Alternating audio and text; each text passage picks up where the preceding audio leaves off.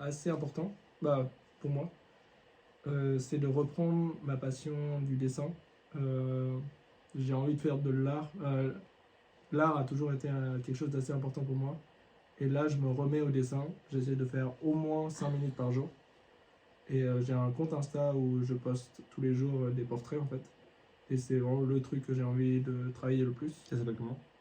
Ça s'appelle A Portrait a Day, Every Day. Avec des underscores. Mais bon, c'est écrit dans la description encore une fois. Je sais pas si on va tout mettre dans la description. Oui, ouais. Ça, voilà. Et du coup, en fait, Tu t'es remis à dessiner là ouais, récemment? en 2022, j'avais un peu cet objectif-là aussi, et je l'avais fait. Franchement, c'était gavé. J'avais raté quand même pas mal de jours. Et Ouais, là, j'ai envie de vraiment être beaucoup plus strict et d'en faire tous les jours. T'as fait combien de posts? Je suis à une centaine. Seulement. Sans dessin, imaginez-vous le temps que ça prend. En vrai, tu les fais assez rapidement aussi. Ça dépend lesquels. En fait, Ouais, il y en ça a dépend. où je prends mon temps, il y en a où. C'est parce que c'est le défi. En fait, j'ai envie aussi d'expérimenter d'autres styles. Et savoir dessiner vite, c'est aussi quelque chose que j'ai envie d'améliorer. Ok. Donc s'améliorer au dessin, quoi. Mm. C'est plus pour progresser dans le dessin ou c'est pour faire des œuvres? Donc c'est les deux, Ok. et aussi maintenir en fait un esprit un peu artistique et voir le monde, on va dire, différemment. Ok. Parce que là, l'art c'est quelque chose que j'ai envie de développer, que j'ai envie de quand même garder dans ma tête tout le temps. Moi, j'étais en train de réfléchir du coup à la toute fin de ce que je veux faire cette année. Mon troisième objectif, c'est acheter mon premier bien immobilier. Cash. Ah ouais.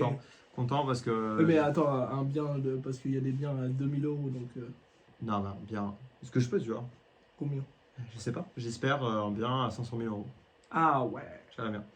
Mais bon, c'est ambitieux, c'est faisable aussi dans un sens. Ça dépend que de moi finalement. Mm. Je suis maître à bord de mon entreprise, donc c'est moi qui. Ça dépend que de moi en fait. Je peux m'en valoir quand même si j'ai pas réussi cet objectif à la fin de l'année. Concrètement, avoir 500 000 €, ça demanderait qu'on fasse 2 millions de chiffre d'affaires avec Stayfluence. Attends, c'est 500 000. Le bien, tu peux le prendre à crédit ou pas? Non, C'est je veux l'acheter cash. content. Je veux l'acheter content. Ok. Après, peut-être que je changerai d'avis, mais là, pour l'instant, l'objectif, c'est l'acheter content. J'aimerais bien avoir un pied à terre en France, je pense, dans un premier temps. Voilà. Commencer un peu l'acquisition, quoi, tout simplement. Avoir suffisamment d'argent pour pouvoir avoir mon endroit. Je pense que ça me paraît honnête, quoi. J'ai 24 ans, il est quand même grand temps. C'est faux. Il est quand même grand temps d'être propriétaire. Quand tu vois que la vois majorité des gens n'arrivent même pas à se payer leur loyer, Ouais. c'est peut-être. En vrai, je vois un peu dans mes potes, parce que mes potes sont pas mal lotis aussi, mais j'ai quelques potes qui commencent à acheter. Ah ouais. En couple, à crédit évidemment. Non. Si, avec deux apports et un crédit, tu vois.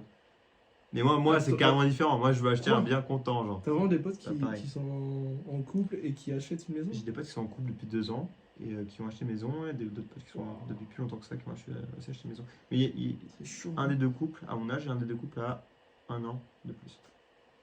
Donc, Wow. ouais. Bah, après, on a 24 ans, clairement, c'est Une tôt. fois dans sa vie. Hein. Non, mais c'est tôt. Genre, clairement. C'est super tôt, je trouve. C'est super tôt. Bah, après, ça dépend de comment tu fais ton Oui, argent, c'est tu vois. sûr. Mais si t'es 2 salariés et que tu commences à, imaginons, gagner 2 000 € par mois et que tu as mis un apport à 20 000 à côté, tu peux t'acheter un bien à 200 000 et ensuite payer tes mensualités. Hein. Attends, je suis surpris. Mais c'est juste qu'il y a beaucoup de gens qui sont beaucoup plus posés que nous, Mika aussi, tu vois. Qui sont déjà casés et qui savent en vrai qu'ils vont rester 10 ans au même endroit au moins, tu vois. Donc c'est logique, en vrai. C'est plus logique d'aller acheter que de payer un loyer. Même si c'est pas aussi logique qu'on le pense, parce que dans l'imaginaire collectif, je pense que les gens se disent payer un loyer, c'est jeter de l'argent. Quand tu es propriétaire, tu as aussi beaucoup de dépenses. Mais au final, c'est quand même toujours plus rentable d'être propriétaire.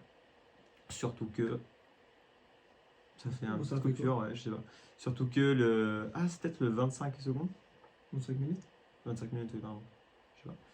On a dépassé ça et les 25 minutes. Ah, sachant qu'on coupe Beaucoup plus. Sachant que, j'allais dire, l'immobilier va continuer à augmenter. Ouais. Ah ouais, je parle de ça vite fait. Mais concrètement, les gars, vous vous rendez compte que la démographie augmente? Pas très vite, hein, mais doucement. Ça dépend où. Pas en France, en gros.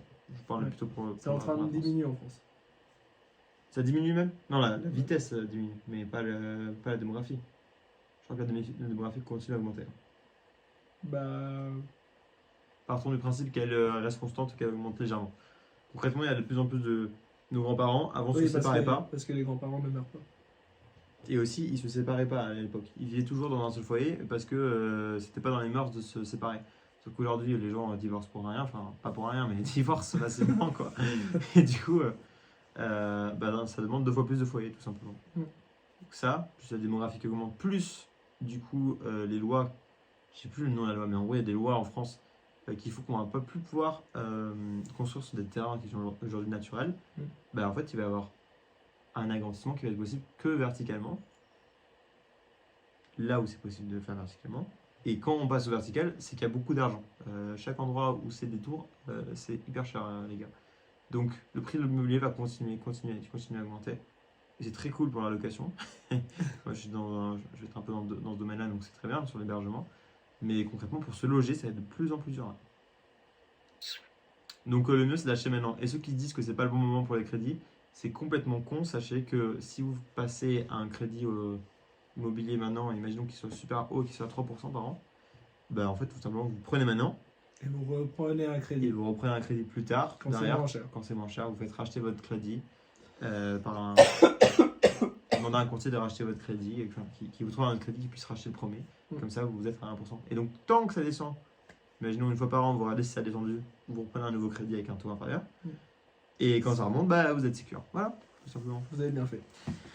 Écoutez, c'est sur ce dernier conseil non financier, ceci n'est pas un conseil financier. Nous ne sommes pas des conseillers financiers. Non, exact. Nous n'avons même pas d'argent. Prenez vos décisions à vos risques et périls. Et en attendant, je vous dis à la prochaine. Tchuss! Peace.